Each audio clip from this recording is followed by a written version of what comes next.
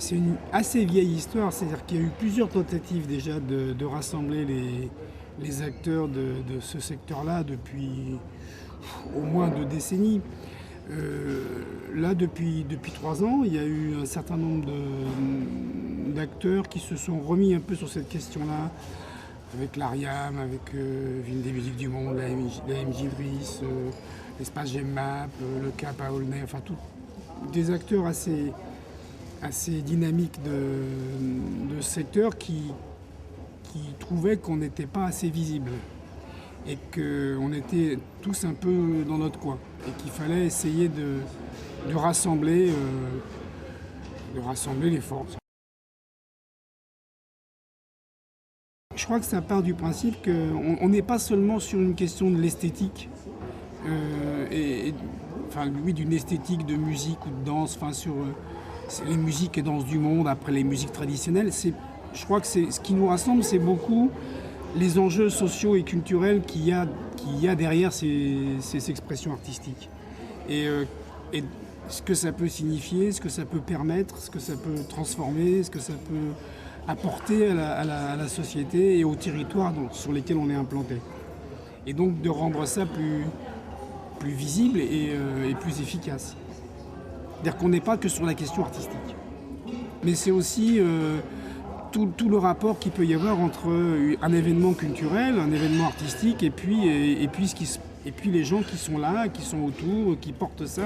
C'est-à-dire qu'on n'est pas seulement dans du spectacle, on est aussi dans de la rencontre, dans de la découverte de ce que sont les autres, de leur regard sur le monde, et pas seulement dans du spectacle. Je crois que ce que permettent les musiques et les danses du monde, c'est de créer des événements où le public il est aussi acteur. Je crois que c'est à la fois de... Je pense qu'il y a un premier enjeu qui est de réfléchir, qui est de ne pas rester dans son coin à gamberger à tout ça, mais d'échanger, de partager nos difficultés, mais aussi de ce qu'on arrive à faire, enfin, vraiment d'avoir un lieu de mutualisation de pensée et d'action. C'est aussi la nécessité de faire partager ça par le plus de gens possible, et y compris par rapport aux décideurs. C'est-à-dire qu'on n'a aucune reconnaissance, enfin, ou très peu de reconnaissance aujourd'hui en tant que tel. C'est-à-dire qu'on est parfois dans les musiques actuelles, on n'est pas trop identifié. Donc je pense qu'il y a intérêt à affirmer une identité qui serait celle des musiques et danses du monde, mais bien comme j'en ai parlé depuis le début, c'est-à-dire pas seulement comme une esthétique, mais comme un outil de transformation sociale, pour aller vite.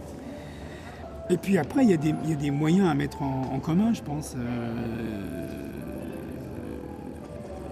à toute une série de niveaux, et puis de se dire aussi que je pense qu'on est solidaire de fait. Il n'y a qu'un moment où on n'est pas solidaire dans ce secteur-là, mais comme dans tout le secteur culturel, c'est quand on s'adresse au pouvoir public pour récupérer les fonds, quoi. Là, on est en concurrence, c'est une évidence. Donc il faut qu'on apprenne à gérer ça, et il faut qu'on apprenne surtout à travailler sur tout le reste, où là on est, je pense, complètement complémentaires et solidaires les uns des autres. Quand on a mis en place le Festival des villes des musiques du monde à Aubervilliers, notre constat c'était qu'on était sur un territoire où il y avait énormément de cultures différentes qui existaient, qui coexistaient, mais qui ne se connaissaient pas. Et qu'un des enjeux, et ça c'est plus facile à dire qu'à faire, faut être honnête, mais c'était d'essayer de faire en sorte qu'il y ait de la reconnaissance mutuelle, et que les gens se reconnaissent, et puis aussi que l'espace public accueille des formes d'expression qui a priori sont pas reconnues d'habitude, sont pas valorisées, n'existent pas vraiment sur l'espace public.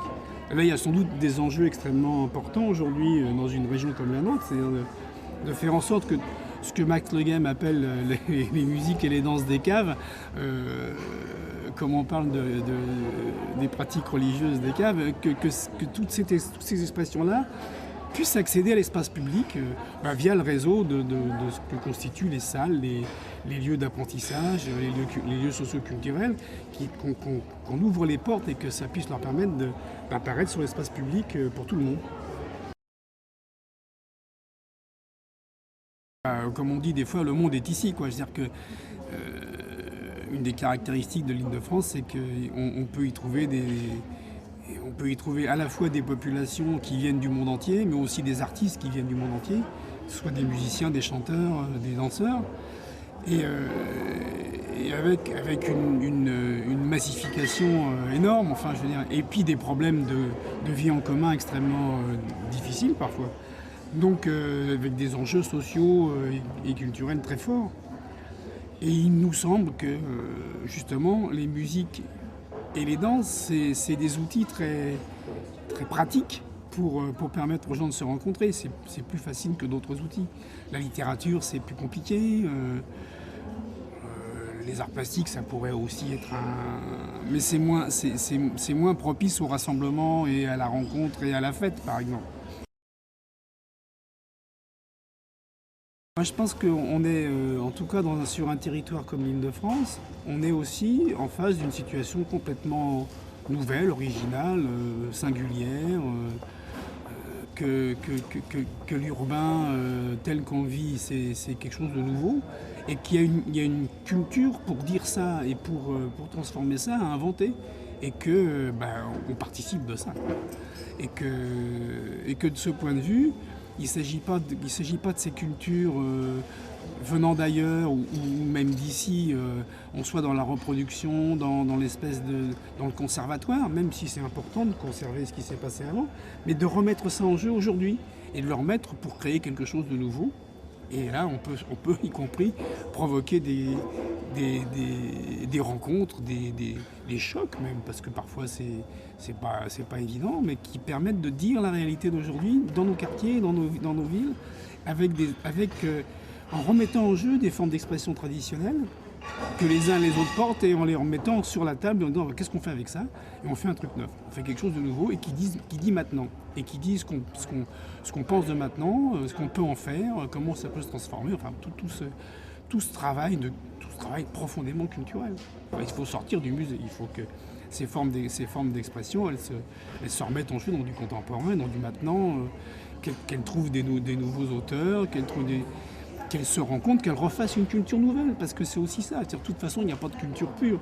Les cultures, c'est toujours le résultat de frottements, d'affrontements, bon, et ça continue. Et je pense que les musiques et danses du monde, elles n'ont d'intérêt que si effectivement elles participent à ça aujourd'hui.